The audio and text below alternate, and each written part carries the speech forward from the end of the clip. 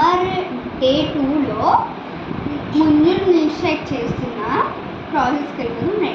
ఇదైతే మిల్క్ అన్నమాట, మరియు సగ్గు బియ్యం, దాని తర్వాత ముంజులు అన్నమాట. ఇదైతే షుగర్.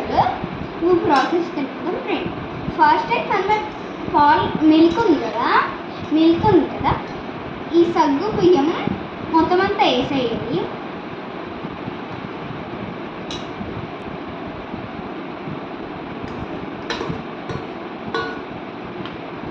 సగ్గు బియ్యం వేసింది కదా, ఇప్పుడైతే షుగర్ యాడ్ చేయాలన్నమాట.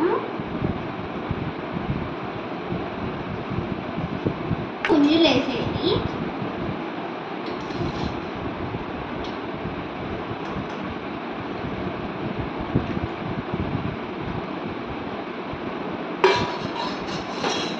దాని తర్వాత మిక్స్ చేయాలన్నమాట.